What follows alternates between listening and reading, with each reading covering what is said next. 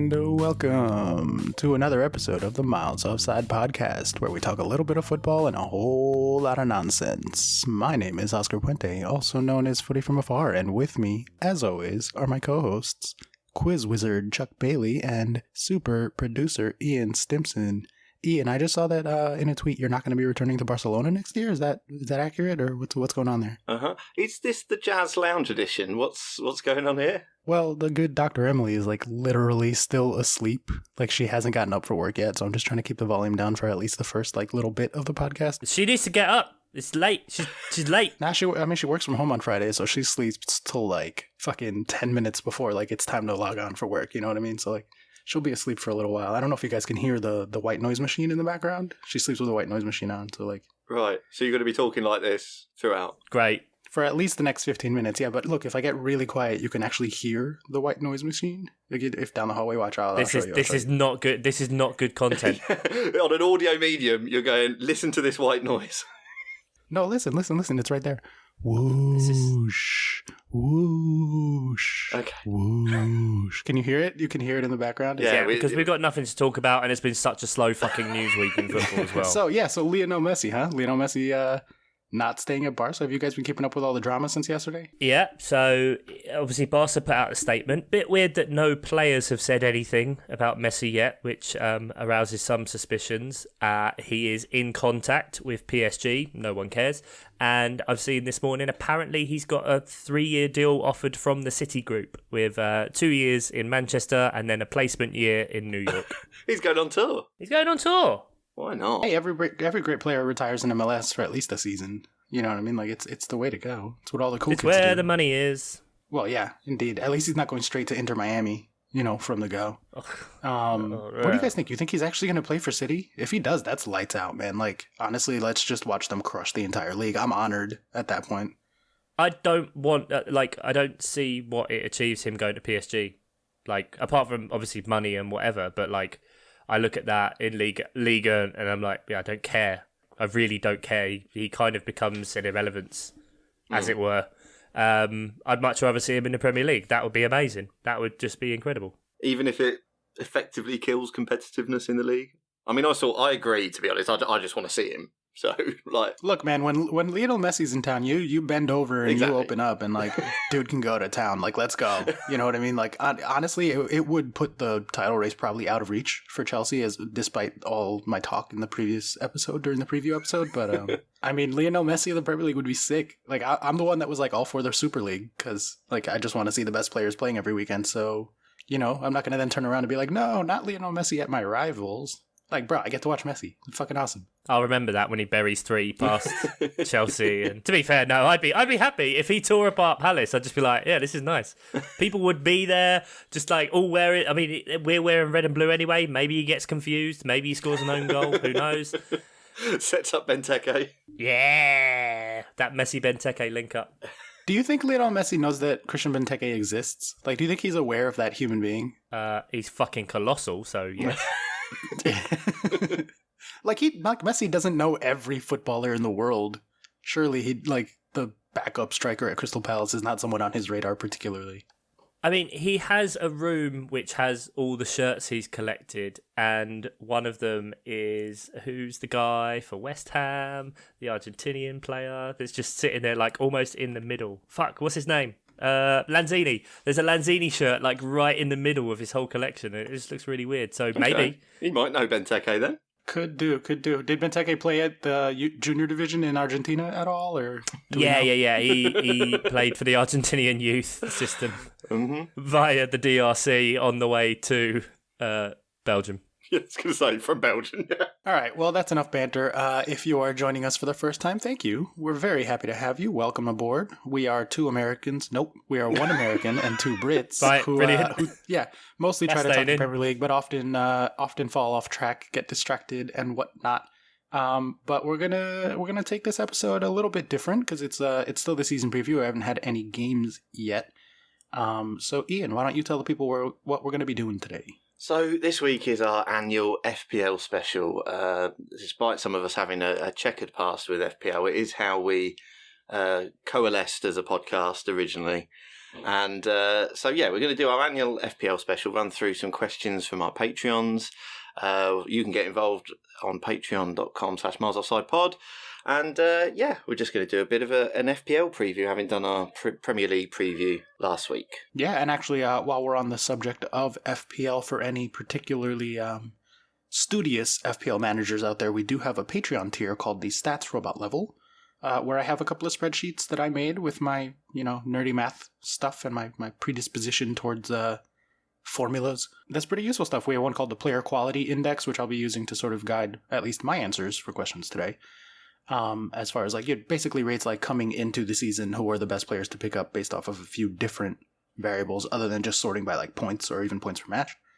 And then the other one I have, the one I'm particularly proud of, is the XG Fixture Rater, where I take some XG data and I use it to calculate both attack scores, defense scores, and overall scores for upcoming fixtures. It's pretty cool math, and I think pretty useful. So the Stats Robots at the patreon.com/milesoffside website. Yeah, website. Yep.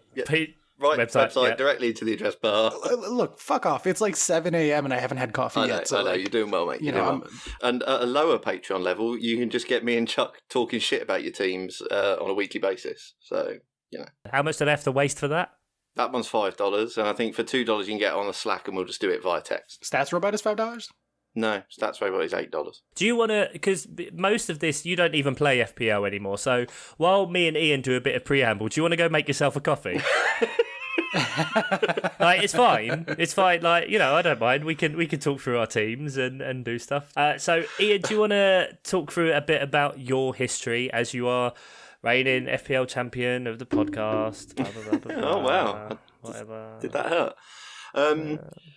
FPL-wise, I've been playing for about 12, 13 years now, so 2008, 2009. Before then, it was all sort of dream team and phoning up to get your transfers in. Carrier pigeon. All that, carrier pigeon. Yeah, when Ian started FPL, they were actually still counting all the points on an abacus. I mean, genuinely, when I started playing fantasy football, if you had a good week, you would be in the paper. Very, very small, but you would be in the paper. A terrible paper, but still. But yeah, FPL's been a 13-year history now. I had my worst year is the year that my son was born, and I still think that should always, anytime you have a kid, that year should have an asterisk on it and be stricken from the record. Fuck you. Oh no, you did well, didn't you? Yeah, my son's year was an 800k finish, and that's my worst blot on my landscape. Meanwhile, Chuck's kid was born, and he was literally recording a podcast episode the next day, and then throughout the first year absolutely smashed her it. Youth. Yeah, smashed FPL, launched a new podcast, moved house. Just fucking... Yeah. It makes me feel pretty bad about myself, yeah. Yeah, you should. Yeah, I do, inside. But yeah, generally, I'm a relatively good player who has had some bad years recently. I've had a top 10k finish, I've had 3 other top 50k finishes, and the last 3 years has not been good. 600k, 140, and 500k. It's been not since we've been doing this podcast. I've been fucking rubbish at FPL. Yeah, but even in the few years since we've been doing this podcast, the number of overall players in the game has more than doubled. True, but yeah. So a 100k finish now is what a 50k finish used to be. You know what I mean? Just maybe multiply everything by 2. But yeah, that's me. What about you, Chuck? Yeah, probably about the same time, actually. I remember playing probably in about 2007. I don't know, must have been when the website launched-ish, about 2006, 2007. Playing then, and then kind of played on and off a bit, and then kind of seriously started playing again about, what must have been about 7-8 years ago now. Never particularly been incredibly good, but because mostly I just pick players and it's just a bit fun. I always, less so I think in the last couple of years. I think that's why when Isabel was born, I started to do really well, because what I did was, and because I didn't have time, I just picked the best players and just kind of left it. And then just when a player was bad, I got rid of them for a player just what was good. Yeah. Top tips. Oh, so just pick the best players. That's your advice for the listeners. It's just pick the good ones. That's valid. There's huge asterisk on this because we don't hide behind some sort of FPL _animal slogan, and we don't pretend to be experts or whatever, and we aren't going to give you the kind of advice that's going to make your team like our team, because everything is relative and how you're going to play. But I very much got into the mantra of, I just want it to be fun, and I'm going to take chances on players and see what happens. And sometimes it pays off. Like, I had my 2 best finishes, not last season, but the season before, which was 200 and 100k. And then this year, even though I got basically the same score, I was just inside the top million. So, yeah, that's my credentials. Non-existent, really. But it's fun, isn't it? Yeah. Well, it's interesting you say that, because like I deliberately make suboptimal plays sometimes because I just want to. Like I have triple captained in single game weeks the last couple of years because I knowing that that's not what you should do, but I just wanted to. I just, like, there was Liverpool versus Norwich or whatever a couple of years ago. It was the first game, and I was just like, yeah, Salah triple captain, let's go. Exactly. So, there is, and you have got to keep it fun, I think, otherwise it just can get a bit tedious. Especially because it's like Oscar said, that when you've got the total number of players going up by 1 to 2 million per year, I mean, as we record, it's on like 2.9 million. I expect it to be about 5 by the time the game launches. Yeah. In the last week, it'll shoot up. And like 3-4 seasons ago, the game ended on 5. So, with all the different people just playing 3,200 permutations of different teams to leave it to try and get things, that I just think the overall rank thing, for me, it's not really what I aim for. And like where the fun is to be had is in the mini leagues and what you do with your mates, and can you compete against them, and do you set up forfeits or prizes or whatever, and that's where, because I don't really concentrate on it. I don't care if I've beaten X amount of people that live in England or in the UK or in the world, like, because if I've lost to Ian, that's it, my season's over. So that's where, for me, it's more about that, and I've never really concentrated on overall rank, as you could tell. Back when I used to play, I always cared more about my final score than I did about the overall rank. That was just kind of where I was at. I was like, if I break 2,000, that's cool, and that's good enough, or whatever, right? Like, I was never good at FPL or whatever. I think for me, I started playing in 2011 or 12. I think 2012 might have been my first season. And it was because I was moving where I lived, so I wasn't going to be like walking distance from my soccer pub where I had all my friends and stuff that also watch soccer.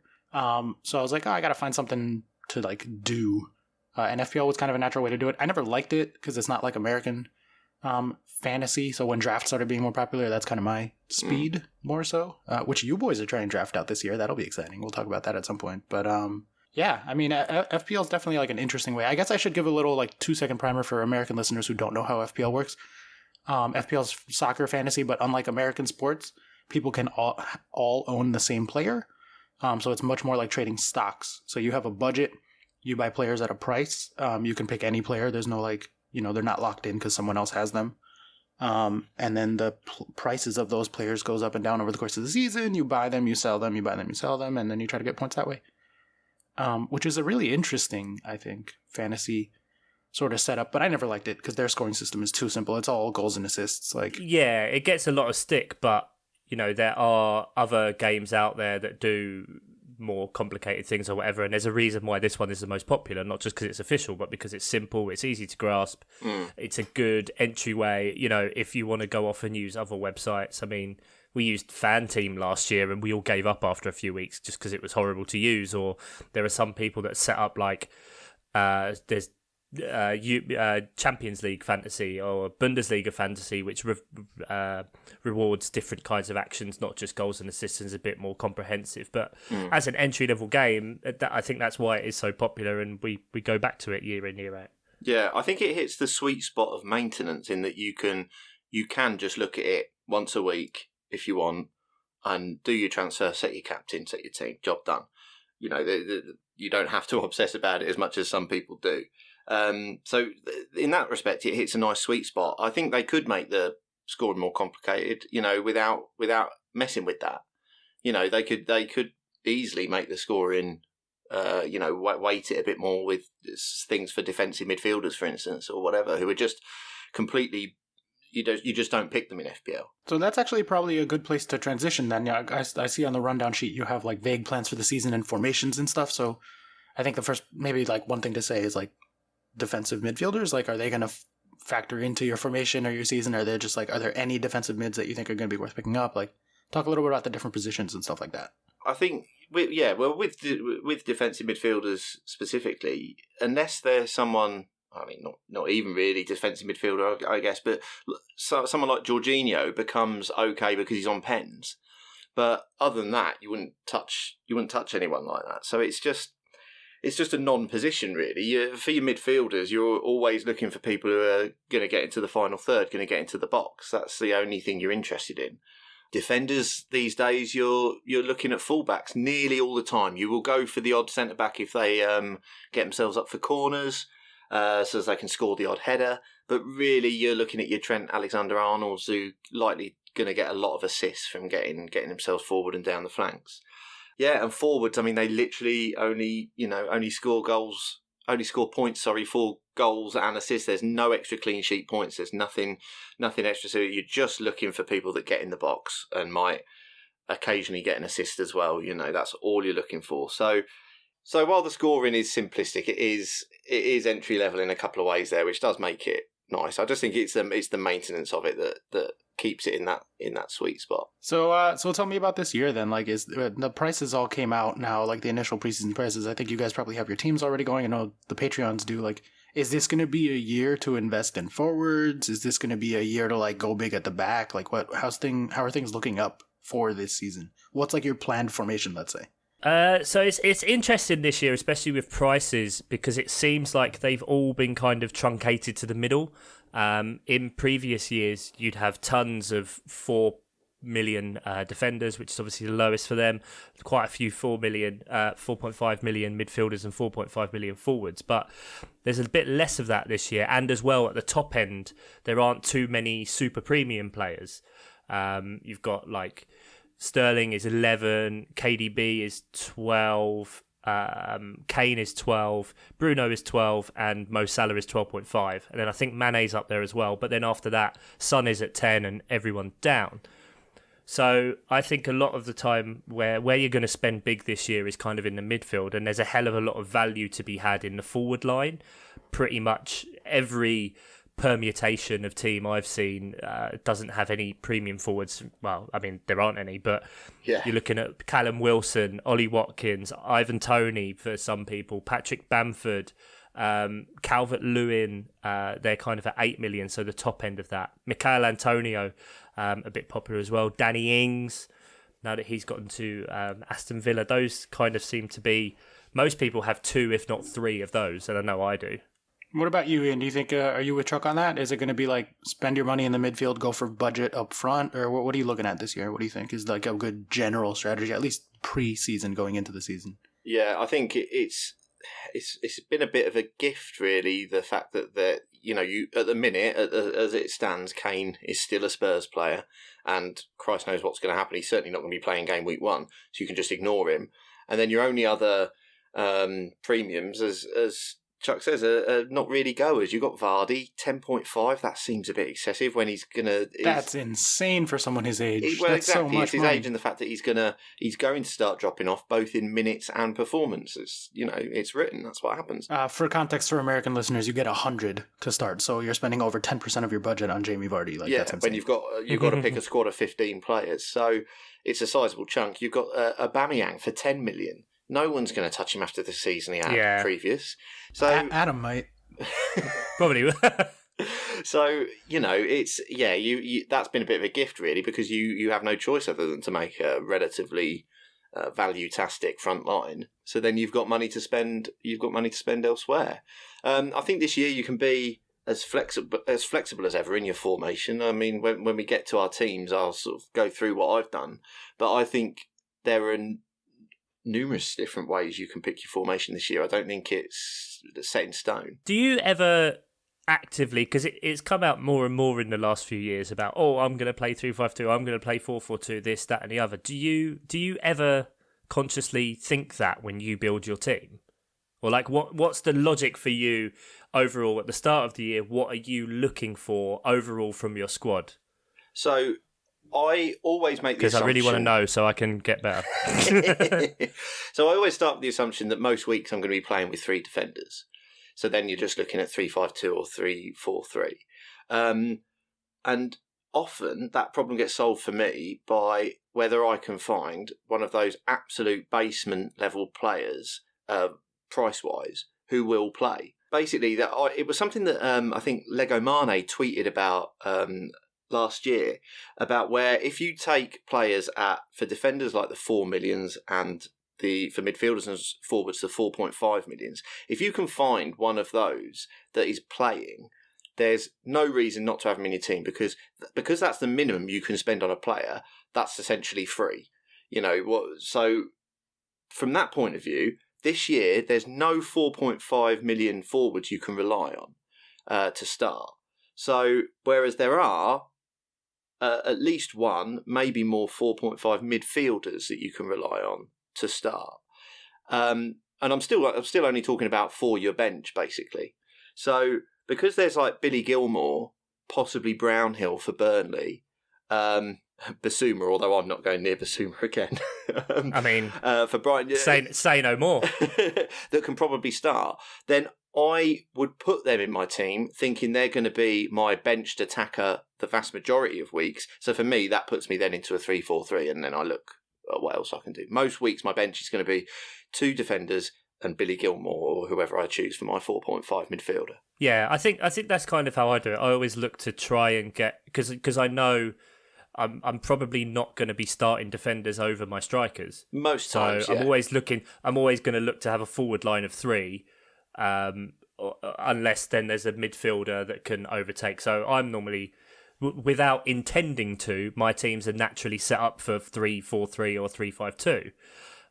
I've seen more this year, exactly like you said, about having a low value, because even though with COVID and rotation and those kind of things, there's probably only 1 or 2 weeks per year where you actually need or may end up using your whole bench. And chances are, unless it's an absolute fluke, you've got bigger problems to worry about than having a 4.0 defender who doesn't play on your bench. True. If all of those are coming off your bench to fill those spots.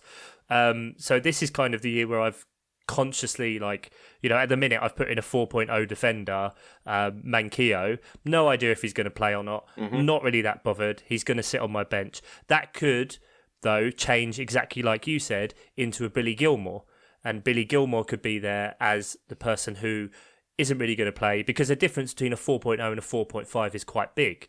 I mean, this isn't saying that you should pick them, but it's quite interesting this year that Palace's entire defensive set of players, they are all 4.5, apart from Martin Kelly, who's 4.0.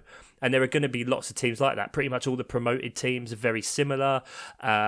Teams like West Ham have some good value in there, 4.5 defenders. Arsenal have Rob Holding, Ben White in there. I can say Ben White now because he doesn't play for Brighton. Also, ex-Brighton players are out of the crosshairs there, fine. Yeah, ish. But he does still play for Arsenal. But just to kind of round off, that there's interesting enough places that the difference, the 0.5 mil difference in your defence can make a hell of a lot more difference than having a 0.5 difference in your midfield or your forwards, for example. Okay. Well, Ian, you'll be pleased to know I have our player quality index, the PQI, pulled up right now, our spreadsheet, and the 3 best midfielders at 4.5 are Brownhill, Basuma, and Douglas Luiz. They're all about even as the only really halfway decent midfielders at 4.5. Yeah. Okay. So those are exactly the ones you said. So good job. You intuited the math there. And there's no stats on Gilmore yet. No, because he didn't really play enough last year. Like his numbers are gonna fundamentally change. Yeah. And then at defense, you have to get to 20th before you have a defender at 4.5. So even in defense, there's not a lot of value. Huh. Okay. Which is pretty intense. Usually there's 1 or 2 cracking into the top 10 with 4.5 defenders, but there's no one. The first one is down in 20th this year.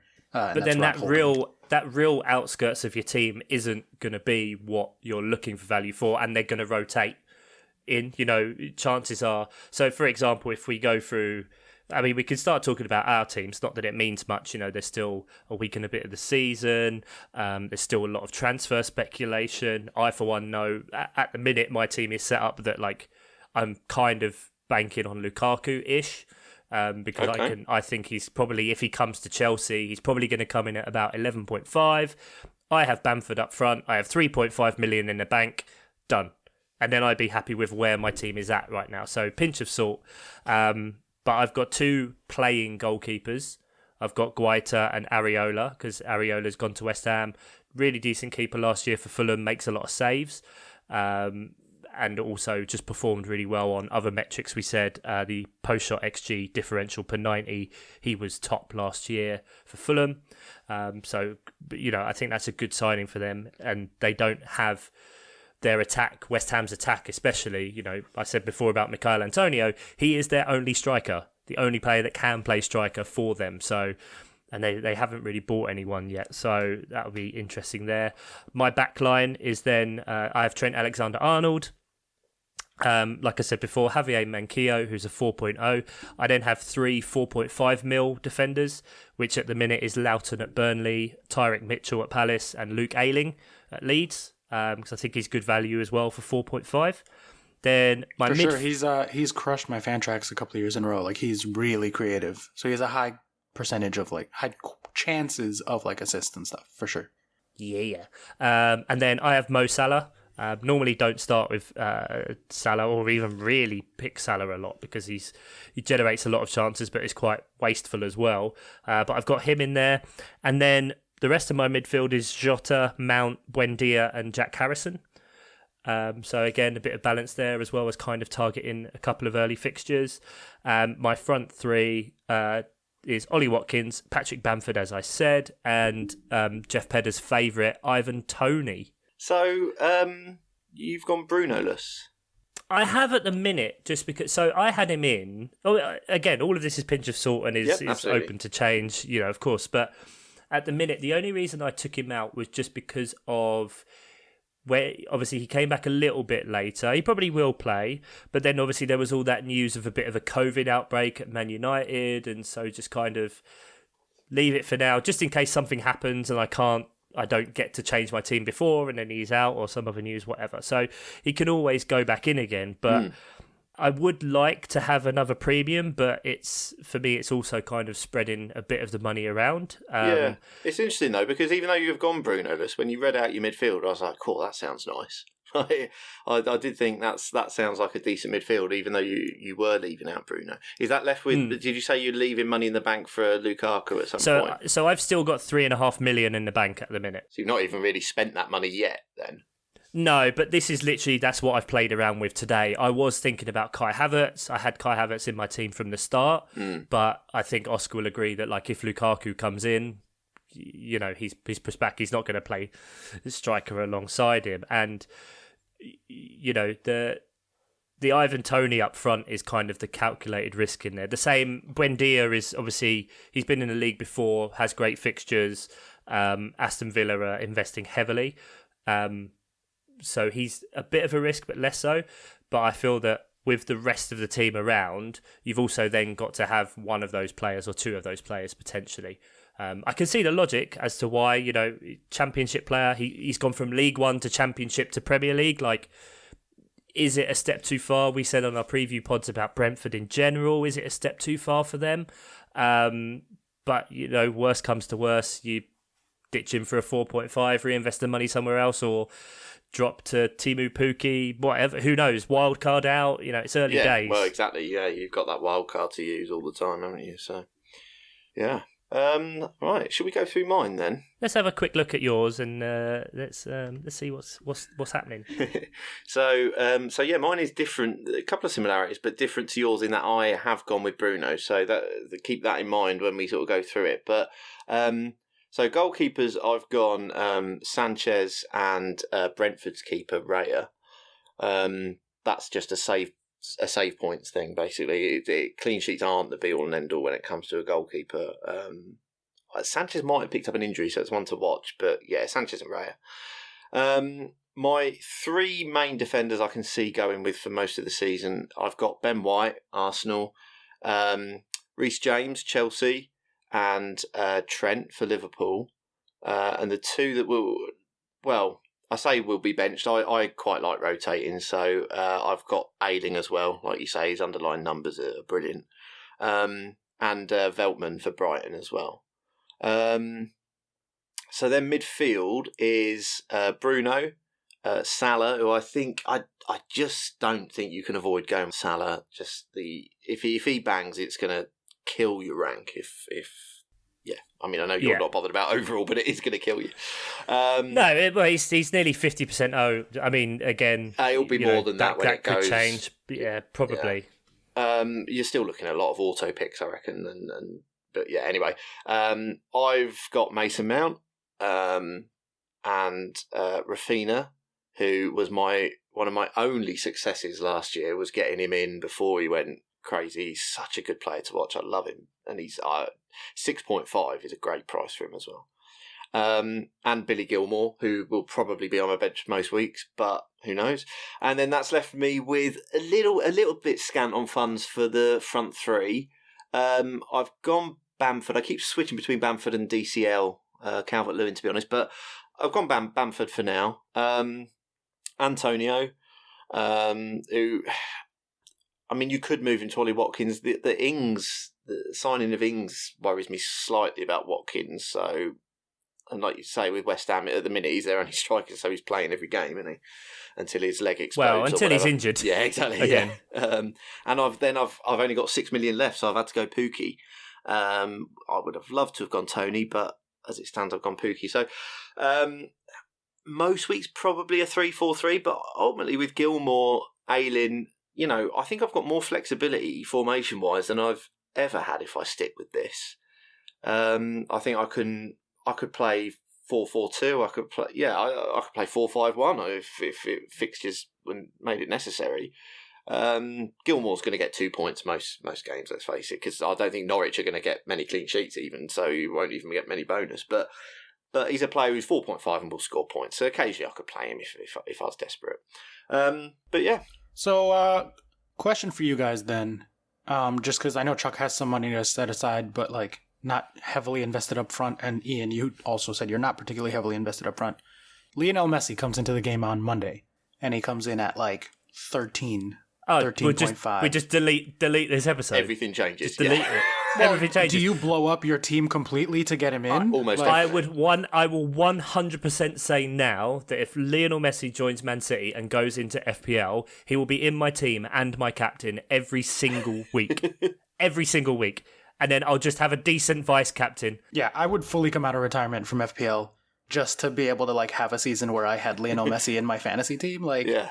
Like, why not? Like, fuck it. Like, I don't care if my overall rank is like 9 million and like I get 0 points all season, but I'm just watching Messi tick in captain points. Like, I don't see a world in which he is not by far and away the highest owned player in the game. 100% owned. Yeah, 100% owned. It would be so close. Yeah, to 100%. You'd get the odd hipster going, "No, I'm not going to go with Messi," but they would fall by the wayside, I'm sure, because you've. I bet Jeff would find some argument as to why not to have Messi. Like, that sounds like an extremely Jeff take. Is like, actually, La Liga Messi, tax, Spanish tax, mate. Yeah. Spanish tax at Bin Man League. No, but definitely. But that's down the road. I don't know if it will actually happen. I reckon he's probably all power play. He'll end up back at Barca. But yeah, I would 100% do that. Is there a price you wouldn't pay though, Chuck? Because I mean, the most expensive I can remember. Robin's too pricey. Oh mate, I don't. 14, right? Van Persie was 14, and you just like refused to sign him all season. Ian. The highest starting price I've ever seen was 14, and Van Persie had it, and I'm pretty sure Thierry Henry had it. I'm pretty sure at one point Cristiano Ronaldo. Yeah, I think Ronaldo might have done. Oh, they got to give Messi 14.5 then just to piss off Ronaldo to know he wasn't the most expensive FPL. Like if he somehow finds out that fact 10 years from now, like. I'm sure out of everything, that's what will break the man. Hey, every little thing with him versus Messi, I guarantee just like digs at him to his core. So just one more thing on top of the list would be great. Just fantastic. I'm just wondering if there is a price there that we wouldn't pay for him. That's all right. Let's say he comes in at 20. Ian, at 20, are you still getting him in your team? No, because he's not going to score. Yeah, he's not going to score the points. That's when you look at it as maths. So Mo Salah, if you're looking at Mo Salah, who's the most expensive player in the game, you're probably going to get about 250 points from him, let's say, because he's done like 300, 260, 230, 240, something like that. Yeah. Mathematically speaking, you know, Messi would need to put up a 400-point season minimum to get it. Lionel Messi playing in Manchester City, like that's but it's in the cards. The goals would be so spread around in that team. He would need 70. Or would they all end up being at Messi's feet? He'd need 70 goal involvements to get that. He'd need 40 goals and 30 assists, and then all the bonus points. It's literally Lionel Messi. He could get 70 goal involvements. He won't play every game, I don't think. That's why, like the captaincy thing, if you play him in captain, why are we talking about hypotheticals? Yeah, it's not real thing. It's just interesting. I don't know, because it's fun, because it's the Let's go back. Let's go back to the dullness of it. So, Ian, you spoke earlier about Calvert-Lewin and having Calvert-Lewin in a team, and that actually links quite nicely with a question we've got from Patreon Andy Penpraise of Sutton Parish, and he's asking about what you think of Benitez's effect on Everton would be, and is it worth targeting their keeper/defence? I assume that means getting them in. Yeah. Can we expect the 1-0 wins with DCL 9-pointers to carry on? Obviously, Ancelotti going and a bit of uncertainty at the club. James Rodriguez might be going. They've bought Andros Townsend and Damari Gray. Not bought Andros Townsend, but got Andros Townsend. So not exactly the glamorous big money Everton signings we've been seeing over the last few years. So with Benitez coming in, how do you think that affects him? I think, with DCL specifically, I don't think much changes about the way Everton play when it comes to DCL. He just hangs around the penalty spot, 6-yard box anyway. Whether play goes through the middle or it gets down the wings and then onto his head, I think he'll be there to score goals. The thing that makes me want him at the start of the season as well is that Richarlison's not around because he's been playing at the Olympics, so he's going to be a few games before he comes anyway. So DCL's going to be the main man. When it comes to the keeper and the defence, I just don't think there's any need. I don't think any Everton defenders are going to blow it up in the first few weeks. So I think you can just sit back and wait on that one. If there is one that you're going to pick up right away, who are you looking at? For me, just looking at the list, obviously I don't play FPL anymore, but I do run our spreadsheets and look at numbers and stuff. Luca Digne is the one that jumps out. It makes sense because when the last time when Rafa was at Newcastle and he had fucking Matt Ritchie as a wing back, I think in a back five or back three, however you want to fucking call it nowadays. I don't know how it works. He was by far and away one of the most creative players in the league for that position at that time. So that's kind of why people are wondering, well, if Luca Digne is there, does that then transfer because he's creative anyway? The only thing I would say is from memory, and this is anecdotal, is I always remember DCL suffering a bit when Richarlison wasn't there, simply because Richarlison generates the space and gave then the freedom so that DCL could be one-on-one in the box. You know, he was sticking between the posts all the time, just hitting that channel constantly. That's why he got so many goals early. But that's what I seem to remember being the case. Andros Townsend, though, does play a ridiculous amount of crosses. He also cuts inside and either scores a worldie or plays a very timid bug cutter across the grass straight into the goalkeeper's hand. So enjoy that, Everton fans. Caveats, but you mentioned as well about wait and see, which teams, players are you really are firmly in your wait and see, you're not interested in touching them at the minute? That's a good question. Thanks. I think this is going to sound ridiculous because you maybe would say don't touch them anyway, but Newcastle, I think Newcastle have got a fair bit of attacking talent in the squad. It's not always utilised very well under Steve Bruce, but I think doesn't do tactics. It doesn't do tactics, no. But I think you could definitely wait and see with some of their attackers. Leicester is, I think, another wait and see. I like Leicester, but I haven't even considered any of their players other than Fofana, who's now broken his leg by the looks of it. That was a horrible leg break.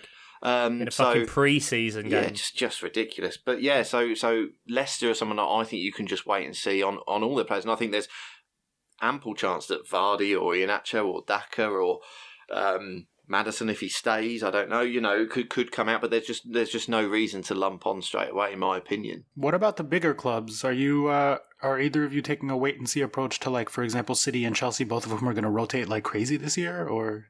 City-wise, I haven't got anyone, and yeah, that's a good point. Actually, I think I probably would consider them a wait and see. I just want to see how it works with Gundogan, Grealish, Foden, Sterling.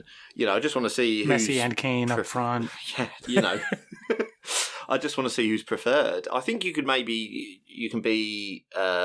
for a defender, I suppose.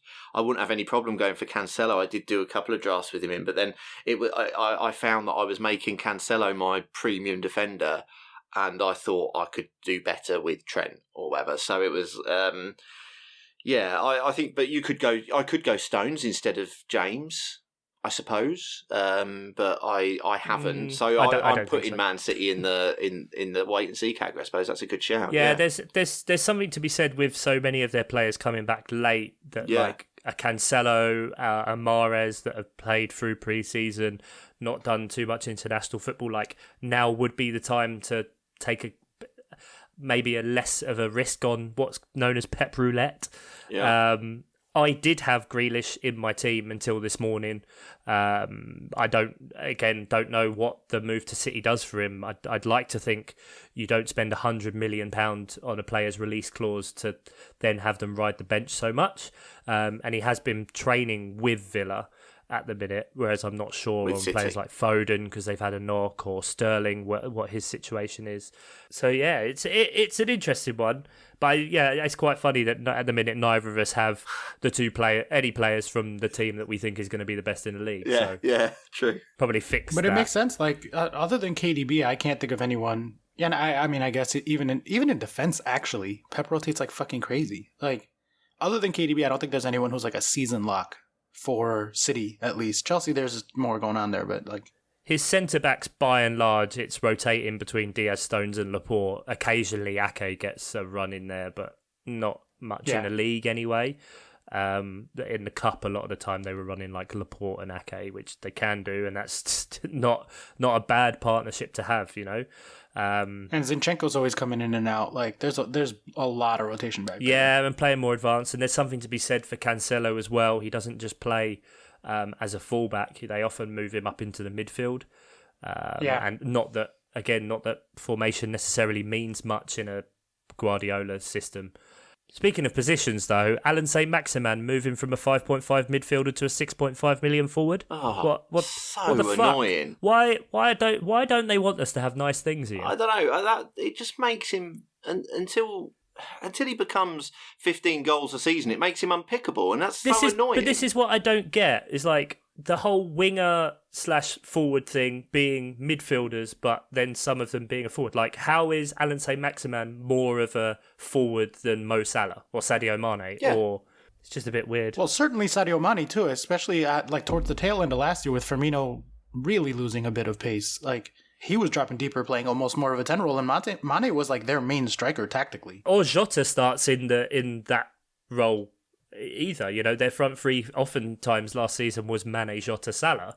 Yeah, right. Obviously it's a bit of a. But even when Firmino did play, his average position was often behind whoever else he was playing with. Yeah. It's some of the positional decisions they make are very annoying because it just even though this is the year certainly to start with where mid-price forwards, value forwards, are possible, the things you're picking, he's just not an option. And it just takes a player out of the equation. It's so irritating. Yeah. How about this, to throw another question out there from our man Van Dam, Sam Danby.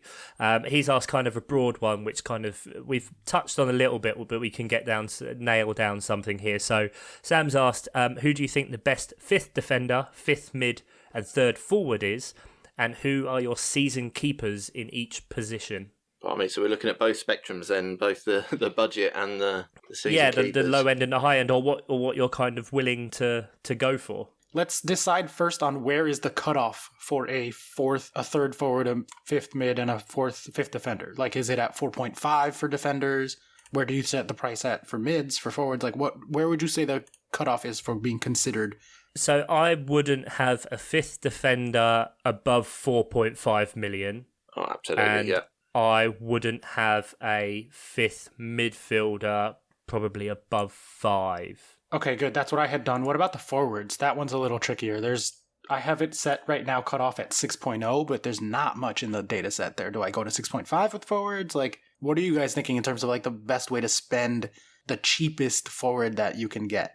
I think that's a good idea because a lot of people are going with Tony as their third forward, and I think he's 6.5, isn't he? Yeah. I think that's probably the lowest I would go. I mean, and it probably answers the question for that one, to be honest, because I wouldn't, I have Ivan Toney now, so not again. We do joke about what Jeff said about Ivan Toney, and he's not hot on him versus Twitter, and I think there is definitely some truck in that he is getting hyped a lot. I think it's the excitement, it's the new player, it's the new team, it's the divergence, like we said before, of Brentford, they're going to be amazing, or Brentford are going to get relegated. And so there is definitely some credence to not taking his championship numbers too seriously. The only reason I would say it is still interesting is that if he has what did we say last time in the quiz? He had 41 goal involvements, right? So if that drops by 60%, that's still 16 goal involvements for a promoted team. And as my third forward slot across a season, like, I'm okay with that. Also, like I said, I'm happy to have him in my, again, third slot as a punt. They're playing Arsenal on a Friday night. We joke about Arsenal, but that's like the perfect fixture for chaos. First game in the Premier League, brand new stadium, fans in for the first time. Like, Brentford are going to be up for it big time. And then their second game is against Palace. No one knows what Palace are going to be yet. Not every player's bedded in at the same rate. They're going to concede, I'll tell you that much. Yeah, I think they're going to be more attacking, and that's naturally going to go into it. But I don't know how Palace line up still. There's been talk of like a 5 at the back or a 4 at the back, but not to digress anyway too much. But then, Tony, he's then got Villa, then Brighton, then Wolves. So there's enough to go at there that for at least the first 5 weeks, and then you can maybe look at a wild card or whatever. That I just don't think that I would probably go lower personally, just because of how I play the game. I wouldn't want a bin man as my forward. You know what I mean? Like, I wouldn't want a 4.5. Yeah, I agree with that. I Definitely not. I think you can't. I've just looked at 5.5 and lower, and there is no one that you'd want. Like, if you're going to go to that sort of thing, you might as well go 4.5, and you obviously need the money somewhere. But it's not for me that. I mean, I've gone a touch lower with Pookie in that he's 6 million. But that was because with the team I've done, I was literally eking out every 0.5. Like, I was really struggling, so I went Pookie instead of Tony, which goes against everything I believe in. Well, to bring in the PQI perspective here, then, as I don't have a team, but I have numbers. Obviously, or not obviously, I should say, the data set doesn't have promoted players because there's no data from the championship to base it off of. So I always wait to put in the promoted players for a couple of weeks at the beginning of the year. But looking at the players that played in the game last year, there are 2 that are almost exactly tied for the best 6.5 forward according to our, PQI. And those are, Chuck, you'll love this, Benteke and Rodrigo from Leeds. And then at 6.0, it's Welbeck. It says it's Welbeck at 6.0.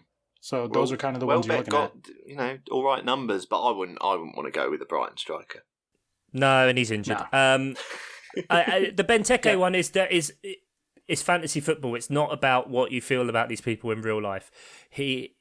If Palace play the way I think they're going to play, and the way they have in pre-season, even when he hasn't been there, the whole system has been built around the premise of Benteke being a focal point of the attack for then your Zahas, when they're fit, the Elises, the Ezes, whoever, to be running off and running with him. Same, Tyrick Mitchell's been looking really advanced as well in those games. It's not going to be every game, but again, this is your third striker, so I don't think there's too bad with that. And Rodrigo, there's a lot to be said. He was more efficient. I think his XG per 90 was much better than Bamford's, but he just didn't play as much. So if he gets a run in the team, and you know, like I have at the minute at Bamford, I'm quite high on Leeds and positive about Leeds. Like, I would probably not have any problem just ditching him, dropping to Rodrigo and seeing what happens elsewhere. So I think they're definitely put him in your watch list and see what happens. So when it comes to midfielders, I've obviously already said I am perfectly happy having a 4.5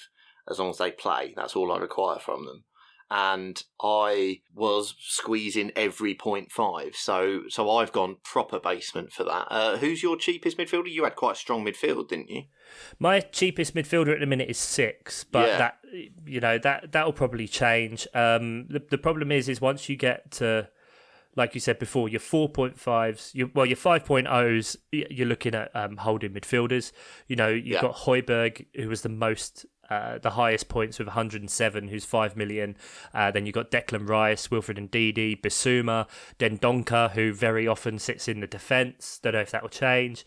You've got Brownhill, Moutinho. Unless you go to like a 5.5 where, I mean, by far and away on the scores is Stuart Dallas, but he's just moved from defence to midfield, so you can take off about 40 points, but he's still by far and away the best option at that price point. I think he is a good price still. I just think if you can find the extra million and go Rafinha, then that's the way to go. But yeah, that's your sort of bottom of the barrel for someone you'd be happy to play every week, because you would be happy to play Dallas every week. I think at 5.5 that'd be fine. So you're making a decision there whether you're going for a 4.5 Gilmore, Brownhill, or whoever, or up to a 5.56. Yeah, and that's when it then plays into what we were saying before about the formations. Like, if you are ever going to play 5 in midfield, if your actual best player to put in that spot is a Billy Gilmore, who you don't think he's actually going to get points, then it's probably not a good idea to have him or play that formation for that week. Yeah, and absolutely. Again, that probably means your bench is shit. And then you've got other issues. So if you are genuinely looking to play 5 at the back, I'd probably say your cheapest would be a 5.5. Yeah, I agree. Midfielder. Maybe even a 6. At 5.5, the PQI just says like it's Dallas or bust. Yeah, I agree though. That is it. It's Dallas. Yeah, absolutely. Yeah, unless you're banking on. I mean, Ruben Neves is there, and we don't know if he's going to go to Man United or not. Or again, like we said before, Wolves are a big wait and see. Going off the PQI, just to throw some numbers out there for people, the 3 best 4.5s are Brownhill, Bissouma, and Douglas Luiz, all about tied with each other. We mentioned them earlier, but Brownhill being the slight best out of those. He's had a very good pre-season, Brownhill, as well. There you go. So that's definitely one to consider if you're looking for a cheapie. At 4.5, the PQI doesn't hate him, at least. And then at 5.0, it actually doesn't have Højbjerg at number 1. It has Fernandinho, but obviously rotation is a risk there. So I thought he retired. 5.0 on a guy that might rotate out. Like, genuinely thought he'd retired. Yeah, there you go. But the 5.0 mids are Fernandinho, Højbjerg, and Murphy from Newcastle. Chances are, if Man City bang, you're going to want as many good players as you want. Yeah, you're not going to want Fernandinho slot. Yeah, absolutely. As your third, so he's irrelevant. Yeah, that's actually a good place to mention that the PQI don't just. We did this last year with the Stats Robots FPL team, and it was a fucking train wreck. Like, don't just go off it. You need to bring in your external knowledge of Fernandinho's a rotation risk, or there are other players for City that I don't want to pick, even though he's rated relatively highly given his value and stuff. Like, obviously use your common sense when you're using these numbers. But all of these things, wherever you get it from, whether it's us, whether it's people online, when you look at stats, it's a tool. It's not a gospel to follow. I mean, having said that, there is some website now where you can literally pay and you will get live updates of certain players when they make transfers, so you can also make those transfers and match them, which I don't really see the point of it. And I think that's why, for me, the whole overall rank thing is irrelevant, because you're not playing against people who are playing. Yeah. Especially considering 2 people win anything in the whole game, and you get a copy of FIFA that's already a year fucking old. The prize thing is absolutely ridiculous considering how many people play. Why is the prize in FPL always last year's FIFA? I mean, didn't we literally do a contest where we gave away a FIFA? Yeah, but we gave it away when it was still relevant. It's not. It was a current May. version, I think. It's not like the end of May you get September's FIFA. Like, it's coming out again in for the one you've just got. You can buy for like 15 quid. Yeah. Like, it's not a prize. And then some tickets to something or a dinner. I don't fucking know. I think you do get VIP tickets to a Premier League game, but not great. So lastly, defenders, which I think is kind of self-explanatory, really, aren't we? No one's really looking to play 5 at the back. Or no. You're always quite vocal on this. Big at the back. When do you think it's good? Well, I never at the start of the season. I just think you can spend your money much better at the start of the season. Defences tend to tighten up as the season goes on. I don't ever think it's a good idea at the start of the season. You can usually get value elsewhere. Three defenders that you're going to be playing, you're probably going to be playing a premium, a mid, and then one of your 4.5s. And that sounds okay to me. I don't think you need to be going Trent, Robbo. But people did last year, and Trent didn't fire for about 12 weeks. I can't remember if it was last year or the year before where I literally started with Trent, Robbo, and Van Dijk as my 3 in defence. And then they conceded goals in every fucking game, and I was like, what the hell, this is 18 million of my budget pointlessly wasted. Yeah, I mean, you guys aren't wrong. Like, if I'm looking at the PQI and Trent's the 8th best defender just because his price is so much higher than other people who, like, could potentially do similar stuff. Like, it's not a matter of, like, definitely bringing Trent, definitely bringing Robertson. Robertson's the 10th best. And, there's plenty of players where if you want to have 1.5 to invest somewhere else, or 2.5 in the case of Arnold, like, he's 7.5 for a defender. That's insane. Yeah. There's places to go. Like, there's definitely, especially at 6.0, like you see Cancelo, and there's a lot of other options at 6.0 that are like premium guys. Yeah, Chile's actually the second highest rated on the PQI. The top 3 are Stones, Chilwell, Cancelo, and then Cresswell after that. And then it's a bit of a drop. Okay. And again, that takes into account value, so like that's why they're going to be up there. But still, like, that's a genuine argument. Like, you don't need to be spending 7.5 on Trent Alexander-Arnold. No, not necessarily. I think but it's his history and the fact that they play Norwich, then Burnley. Yeah. They've got Chelsea, but then they've got Leeds, Palace, Brentford. Like, it's a tasty This start. is the thing. Whenever I've done drafts running up to this season, I have been struggling for money to get a front 8 that I like. I'm still not 100% sure I'm there yet. So I'm not going to be spending silly money on my defence. Also, though, every time I have always found a way to go up from a Cancelo or whatever to Trent because I wanted to. So, I mean, I think... Sam obviously asked about season keepers as well. I don't believe in season keepers generally. I think I'm always happy to transfer out a big name if I think I've seen something that means there's going to be a drop off. I never get super wedded to anyone, but I think Trent's as near as you get to a season keeper in defence. But obviously, if he starts like he did last season, you're not going to be interested. Salah's as near as you get to a season keeper in midfield, because I don't expect Bruno to hit the same numbers. I've got him because I'm scared of not having him. I'll be absolutely honest about it. Yeah. But I don't expect him to do the same numbers over the entirety of the season. I don't think it's possible without a rest. And striker, I don't think there is one. I don't think there is a season keeper.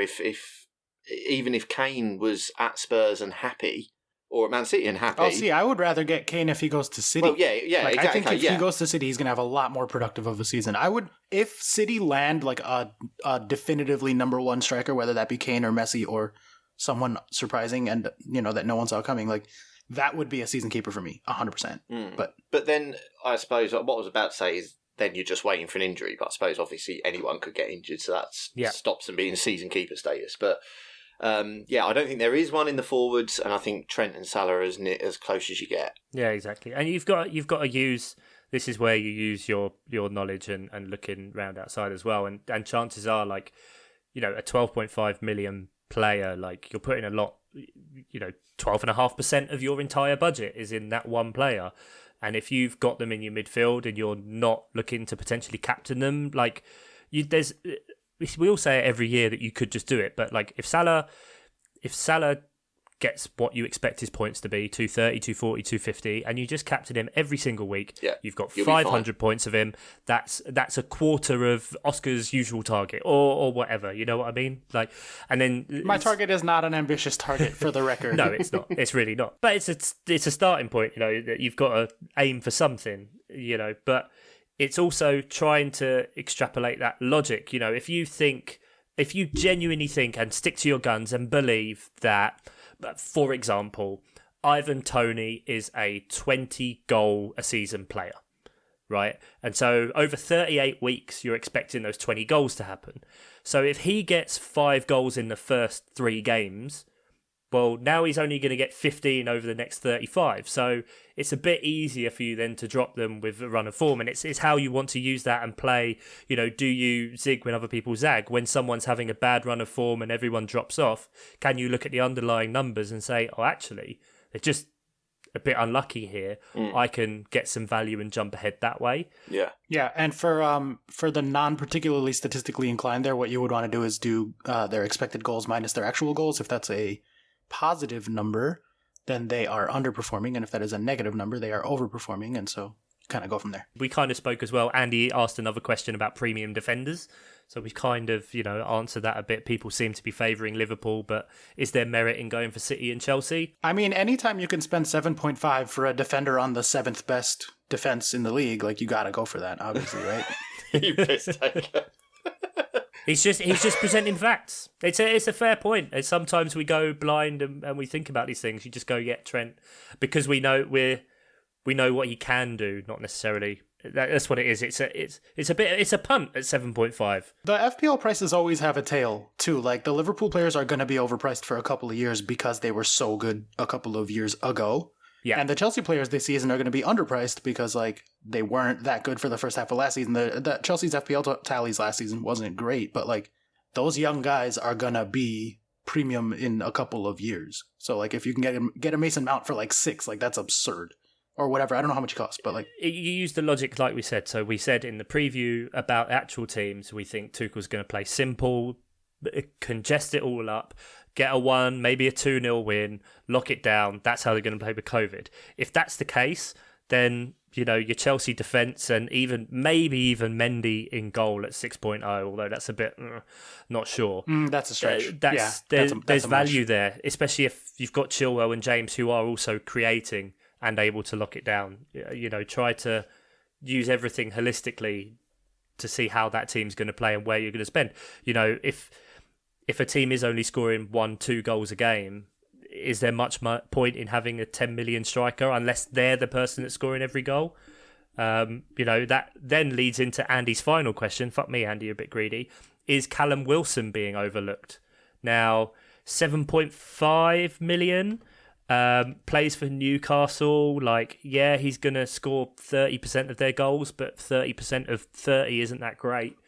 Do you think he's being overlooked at all? Very injury prone? I think he possibly is being overlooked a little bit in that I have not seen a single Twitter draft or anything with him in, and I don't think he's a terrible pick. I think you could start with him if you wanted. The first 3 that Newcastle have got is West Ham, Villa, Southampton. A bit up and down, I suppose, but I think Newcastle can score against those 3 teams. I think, I don't think it's ridiculous to have him, because I don't think Antonio is a much better prospect. I don't think Watkins is a much better prospect. So I think he is being overlooked a little bit. Does that mean I want to get him? No, I've still got Antonio in my team, but yeah, if you're packing them with 7.5s, then Antonio, Watkins, Wilson, go for it. Well, the fun thing about math is that sometimes it leads to some really unexpected hot takes that aren't your personal bias. It's just straight up the numbers being you probably didn't notice this. And our model actually has Wilson above both Watkins and Antonio. Okay. Very, very slightly. Wilson is the 5th best striker when you take into account value and points per 90 and all that sort of stuff. According to our model, very, very slightly above Ollie Watkins, which is honestly surprising. I had Watkins, Toney and Wilson as my front 3 for ages and didn't touch and was only really playing around with behind that. And then I looked at it and I can't believe I'm about to say this. I thought for an extra 0.5, I would much rather have Bamford. Yeah. Because he is the number one. He's going to play. Forward. There you go. And the stats back it up. He's going to play. Leeds attack every team. So they, in a way, are fixture proof, especially at the front of the pitch. They are, yeah. You're your quite midfielders, right. Your attackers. They'll get 4 3s, but you don't give a shit if Leeds lose 4-3 if your player gets a goal, 2 assists, whatever. And the Danny Ings thing, I don't value Ings the same as Bamford, even in that Villa team. And like Oscar said, the stats back it up. I just think an injury risk player, Newcastle, we don't really know what's happening on. They had a good stretch, but also it's Newcastle. Like, it's they haven't had the best time at the minute. They don't know what's going on. Apparently Steve Bruce is going to get another 3 years. Callum Wilson is doing interviews in The Athletic saying how he doesn't know tactics. It's a bit weird, but we said it at the time. They brought in the first team coach, I can't remember where from, and then they improved all of a sudden because he was the one actually running the show. So there is something to be said there, but I just don't think it's there for me. But I just don't think it's a massive risk. Like, if there's so many other players you can get onto if it doesn't work out in that 7.5 bracket, that as long as you do it before Wilson drops to 7.4, you're laughing because there's so many other options in that mid-price forward bracket that I don't mind a punt on Wilson. This might be a useful place to bring in a couple of numbers from the fixture rater. You're talking about Bamford. Leeds actually have the best opening 5 fixtures for attack, or the 4th best rather, but the only team outside of like Liverpool and the 2 Manchester clubs that are pushing 10.0 in terms of the fixture ratings in attack for the first 5, which is pretty much your cutoff where you're like, oh, if the next 5 fixtures are above a 10 in attack, that's probably a good time to be investing in those players. So yeah, I mean, like, just relative to given their XG and their opponents, despite the fact that Leeds have United and Liverpool in their first 5 fixtures, they still have the 4th best in terms of like likelihood of scoring goals. So this is definitely a good time to start off with some Leeds players. Their first game last year was against Liverpool, and Liverpool champions, and Leeds it was 4-3 Liverpool in the end, but like they just went for it. And if there's a team you don't worry about the COVID of it all, it's the fittest team in the league that are sprinting. Everyone else is trying to buy as many players as possible. Like, we haven't spoken about Watford, but their team in FPL goes over 2 pages because they have like 30. So I joked the other day about 13 forwards. They have 10 forwards in the game. 10. And 13 midfielders. Like, that's God knows what's going to happen there. Meanwhile, Leeds just have 13 treadmills on the sideline. Like, they didn't buy players; they bought more treadmills. So it's like, just like go run more. Oh, running. Get fitter. So that's that's good to know. If the fixture rate is saying that as well, that's good things. Surely everything's kind of adding up and pointing to having at least a couple of Leeds players in your team at the start, regardless of whether they are playing Man United. We don't know how Man United are going to line up as well. And we've said previously, defence is where they've had problems. Well, defence is what takes time to set. That's the kind of thing. And, just to go way, way back what we were saying about big at the back, I think as well, the problem with starting big at the back is your most volatile changes are going to happen in expensive forwards, where if they don't come off, because teams don't get clean sheets, people are going to drop those players faster, their prices are probably going to go down quicker. And then you're just you're losing value when you start. So it's better to build up to that. It's but down the stretch, once you've got that extra 3-4 million you've built through your trades and all that stuff going on the season, then that's naturally why you go big at the back, because you have that to invest, not only when the teams are keeping more clean sheets, I think. Yeah, and this actually kind of naturally leads into the next question on the rundown. Tom asked about cheap goalkeepers. The best goalkeeper at 5.0 is the Leeds goalkeeper, according to our PQI, which is crazy, actually, given the fact that Leeds' defense wasn't the best, but he does get, I think, a ton of save points, probably. But yeah, at 5.0, Meslier for keepers, that's literally the number 1 keeper at below 5.5. And you have to drop down the rankings to like 7 more spots. Meslier is the 2nd best keeper according to the PQI. You have to drop all the way down to Fabianski, which is like a huge drop down the list for the next. And he's probably not going to play because of Areola. Oh yeah, true. There you go. Exactly. So that's good. Bringing in context, Chuck. Exactly why that matters. And at 4.5, you have Guaita, Chuck. So you'll like that one. At 4.5, he's the one. Yeah, he had a really bad year last year. Palace were awful. Everyone goes on about the defensive solidity under Hodgson. It tapered off hugely over the last 2 seasons. Like, we didn't have that. So, and he was incredible the year before last. And so that's what made the season just gone even worse. I think he had the worst save percentage in the league because we were just giving up shots everywhere and people were taking them. Like, it was bad times. So I think the saves were enough to sort of help him FPL wise, though, because it does have him as the best 4.5. Like, he's just getting save points left and right. But there's always kind of two main tactics or three probably. You have your set and forget for your goalkeeper, you have your rotations, and you have your two from the same team. So what do you kind of look at, Ian? I nearly always go for a couple of 4.5s, and especially in... And rotate. Yeah, and rotate, exactly. And especially in a year like this, I've done it once where I've had a 4.5 and a 4.0 from the same team, as you say, and that was when I was absolutely desperate for eking out another 0.5. I don't ever like it. Just I know it's so unlikely that you're ever going to need your sub keeper generally, but I just like to have the option that if my keeper is playing Man City, I've got someone else I can play. Yeah, you don't like having players that like aren't going to play, right? You want even your dead bench spots. Do you want people that are always going to play? Generally, I do, and because I think you only ever have to go 0.5 to get that usually. Yeah, I don't see that. I can certainly get on board with starting the season, especially when you've got a wild card, as you said earlier, with a third or maybe even second bench spot, like non-playing, but if you do that, you've got to be sure that you're doing something proper with the money. And I just don't know if that money is enough to make it worthwhile.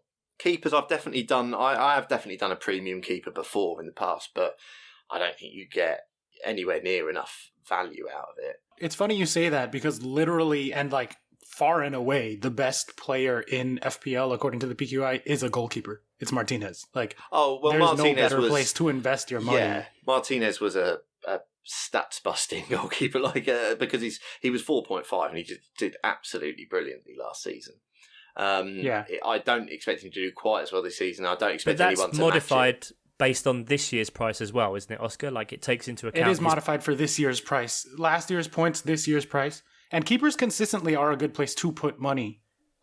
Like, they always crack into the top 10, top 15. There's, like, multiple keepers in there. Just because they get so many points for their cost. Like, yeah, the problem with goalkeepers is that you've only got one of them and you've got to end up picking the right one. Whereas with other positions, you've got 5 stabs at it, at getting those big totals. And it's taking up an attacking spot potentially. Yeah, that's why the premium ones are weird, because you've got like Edison at 6.0, who Edison will probably get 19 clean sheets again, 20 clean sheets, maybe a couple of assists. Maybe he'll get on penalties somehow. Who knows? He'll get bonus point saves, whatever. Not a huge amount, but the trade-off there is then you can't have, when City go big, you can't have the 3 of their attacking players to mitigate for roulette. So it's exactly the same with Edouard Mendy. Although having said that, if Chelsea are going to play a lot more defensive, but he's also not a great shot stopper. So relatively. Yeah, I never thought it was a good idea to invest in keepers from big teams because, unless they get the clean sheet, they don't have much going on. Yeah, exactly. Yeah. I was always a fan of getting like mid-table or even promoted keepers who are going to get save points even if they're not getting clean sheets. Definitely, yeah. Yeah. So you're talking about rotations, right? Are there any? I know sometimes people do like home and away rotations with different teams. Is there anyone that like stands out this year as far as like, people would do like what was a home? I think Sunderland and Newcastle were always a home and away rotation back in the day. Yeah, I must admit I haven't even looked at that.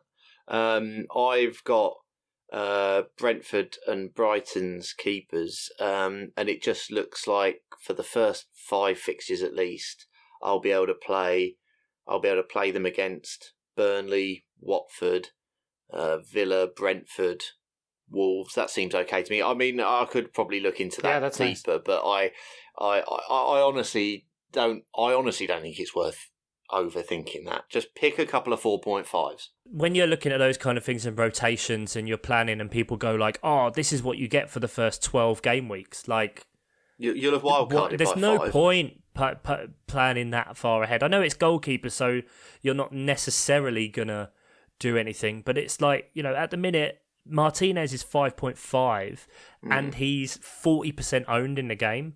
Is he really? Like, that's huge. So, like, if Villa go big in attack and fair enough start winning games like 2-1, 3-1, whatever, like you're going to want their attack. You're not going to want the 5.5 goalkeeper who's getting 2 points, maybe 3 for 5.5, when there's other teams that you can get goalkeepers for 4.5 that will probably get 2, 3. So it's all about the whole balance of it. But, he's the best goalkeeper, but if he's going to stop you from having Buendia, Leon Bailey, if he kicks on and starts off really well, and Ollie Watkins, or if you're inclined Danny Ings, or if he plays El Ghazi or Bertrand Traore, or this wealth of talent Aston Villa have at that level, are you going to be regretting having Emi Martinez in there? And if he's 40% owned, for me, I'm looking at that going, well, he's probably just going to drop in price. Like, I don't see people jumping on his bandwagon as a keeper because there are so many keepers people... don't get transferred in, really. No. Like, who's wasting your one transfer a week on a keeper? Interesting. I don't know if we answered the question. What was the question? Cheap goalkeepers. Cheap. Yes. I think we kind of did. Cheap goalkeeper, yeah. And definitely a playing one. Again, I'm not bothered about the pick a goalkeeper and his backup. Chances are, if you're willing to waste 2 spots on a team, they're probably a shit team. So why do you want the goalkeeper? I don't know. You're not looking for a clean sheet every week. You're not going to get it. So if you can get a few save points or enough saves that if they concede 2, it still gets them back to 2 or 3. Yeah. That's it. That's where you spend your money. Well, for those wondering, the PQI for the 2 best goalkeepers are going to be Guaita and Sanchez from Brighton. So a Palace Brighton pairing, Chuck, naturally made in heaven. Beautiful. Yeah. Last question that we have comes from the main man, Jeff of Pedder. If Lukaku comes in at 11.5, is he in your team? Now, I've already kind of answered this one for myself, that I've literally planned for him, and I also think he's 11.5. I don't know if he'd instantly be put in at 12, but what would your thoughts be on that, Ian? What would you be looking to bring him in? I probably would. I mean, he's just proven, isn't he? So, and in that Chelsea team, I think he'd get so many chances. So yeah, I think I probably would. I'm not going to save money for it personally, but I would. Oh no, if he's not in there game week 1, like I'm spending that money somewhere. Right, gotcha. Okay, yeah, gotcha. So it's just a case of, so if he comes in pre game week 1. I probably am trying to find a way to do it, and that might mean sacrificing Bruno, I guess, for me. Because he's not going to get a million penalties again, so that's not unreasonable. Yeah, exactly. I do think Bruno, as I said before, is probably due a slight decrease in points. So Bruno's in there at the minute out of fear, as I said. But if Lukaku comes in and becomes the only premium forward option that's available, I'm going to want a premium forward option. So, yeah, I think I probably do rejig my team if Lukaku comes in at 11.5. Yeah, I mean, I have Lukaku's FB Ref scouting report up, which is a new tool that they just launched, I think, part of the way through last season, but definitely it's been picking up steam this summer. So anybody who really is into analytics, you can compare players across the 5 big leagues. And Lukaku for non-penalty XG across the 5 big leagues last year was in the 94th percentile, which is just phenomenal. And 96th percentile for non-pen XG plus XA, or non-pen expected goal involvements, which is great. And his most similar player by the underlying numbers in the Premier League is Harry Kane. So, that definitely screams like genuine premium option to me, especially since Chelsea create a lot more chances than Spurs do. Exactly, so, especially if somehow you've got Jamie Vardy in your team at the minute because you think Leicester are going to start well, which, I don't get it. But an extra 1 million and you've got Lukaku. You can find that somewhere. That's a 5.0 to a 4.0 bid man, whatever. And especially because, you mentioned those stats. Tuchel loves all these kind of things. He's very open about that, and we joke and call him a football pervert and whatever. But Chelsea were the 4th most underperforming team last year for XG versus their XG. Sorry, so for XG they were 3rd in the league, but for actual goals they were 8th. So you put they were off by 11 goals. Yeah. The 11 goals were unconverted, so to speak. So, Lukaku, that's right there waiting for him. Well, and you put Lukaku in there, those 11 probably it goes above then. You then probably start to get overperformance in your team of 4, 5, 6. I mean, hell, Tottenham overperformed by about 11. So that just shows what an elite. No, but that shows what, like, you know, within the realms of variance, what elite an finishes elite can do. Yeah, or like all those years we talked about Arsenal too. Like Arsenal consistently, when Aubameyang was still in his prime and Lacazette was still in his prime, like they always overperformed, and we always said, well, when you have really elite strikers, like that's going to happen. And it papered over the cracks. Right, exactly. So that's where our 11 goals went. Fucking Spurs. Jesus. They overperformed by 11. We underperformed by 11. I hate that shit.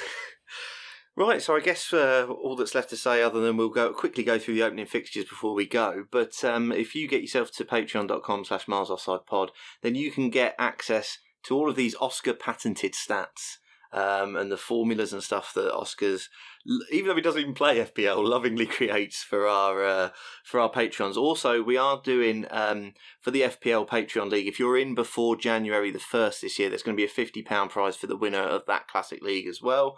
And you know, we're a small podcast. We haven't got a lot of Patreons. There's not a bad chance, to be honest. You could easily come in and sweep up 50 quid. So why not? And we've also got the Predictor League, where all you guys need to do is send us in where you think all 20 teams are going to finish. Entry's free, 50 quid to the winner, 100 quid if it gets over 50 entrants. That's going to close when the transfer window closes. I think that's a good time. There we go. There's a deadline. So you've still got a bit of time to see how things shake out. And Ian and I will be both taking up the FPL Patreon pods this year as we do Chuck versus Ian. One thing maybe we'll have like a few running battles. Obviously, we'll have our head-to-head league, be talking shit. I'll be living rent-free in Ian's head. We'll do some captain picks. We'll do some differential picks maybe and see how we fare with those throughout the season. But that will all be on the Patreon. So patreon.com/milesoffsidepod for more information. Football 1 week from today. Well, 24 hours from today, sorry, if you're a Peterborough fan. Isn't it, Ian? Away to Luton, yep. Oh, shit. Let's go. Let's fucking go. Start off with a win. Oh, man, we do need to. Desperately. That would be amazing. Especially with Derby about to fold. There's an extra spot for it's like, yeah, one relegation situation already taken up there. I'll take it. Absolutely. So we start on Friday the 13th. Let's hope it's a horror show for Arsenal. Sorry, Adam. Brentford kick off their first Premier League campaign against Arsenal, 8 p.m. UK time. We then move on to Saturday with the early kickoff being Manchester United versus Leeds, a big game there. Then we have games at the same time again. I can't. 3 o'clock kickoffs. Oh, I never thought I'd enjoy that, but there we great. go. We were spoilt last year. Now you can not just sit and gradually watch your FPL team get worse and worse and worse. The Band-Aid gets ripped off, people. We have Burnley-Brighton, the MOP derby to start off with. Oh, is that the opener? Lovely. Yes, it is. It is. That makes me nervous. You guys are going to get a result there. A loss, yes. A loss is a result. Still a result. Especially after Chelsea have the super friendly a few days before, between whoever won the Europa League, who knows who that was. Everton versus Southampton, which, I mean, that could turn into a dog shit derby. They're both, what's the opposite of ascendancy? Descendancy. Then we've got Leicester versus Wolves and Watford versus Villa. Norwich against Liverpool is the later kickoff on Saturday the 14th. As well, there is a possible 4 million defender if Brandon Williams goes on loan to Norwich, and he'll probably play. So there is a possible fifth in defender. Defence for Norwich. Yeah, but it's 4 million if you need that extra $500,000. For Norwich. Keep your eyes on the news, Brandon Williams. For Norwich. Cheap players on shit teams, like there's a reason. Anyway, so Norwich, Liverpool, Newcastle, West Ham. Speaking of shit teams, Newcastle against West Ham there. The Harry Kane derby. Tottenham, Harry Kane derby, the Jack Grealish unveiling. Spurs versus Man City ends the week. If Kane's going to go, I've said it again and again and again, it will not happen before game week 1. And even if it does, he won't play. Insane. Yeah, exactly. So there we go. Quite a balanced, a good start off for the season. Premier League is back. Oh, it feels so good. Chuck, I have some bad news for you, I have to say. Oh, shit, we're outro. Okay, What's the bad news? What's the bad news? It's actually not Liverpool-Norwich that's the most favourable fixture for a team. It's Chelsea-Palace. Sorry, man. Well, no fucking shit. You had to stop the I would have outro thought for Liverpool that. against a promoted team would be the most favourable, but Nope. somehow no. You wrote the stats, so obviously it's biased to Chuck. Keep playing the music. Bring it back. Fuck's sake. We stopped for that. You complain about my outros. This is ridiculous. Thank you very much for listening. All the best with your FPL teams and keep going with your tinkers. Say goodbye, Mr. Oscar Puente. Bye, guys. Say goodbye, Lord Ian of Stimson. Bye. FPL champion. Prick. I'm off to set my avatar on Twitter as Harry Kane. Take care, Nate Whittam, super producer, girlfriend, have her Xbox owner. Bye!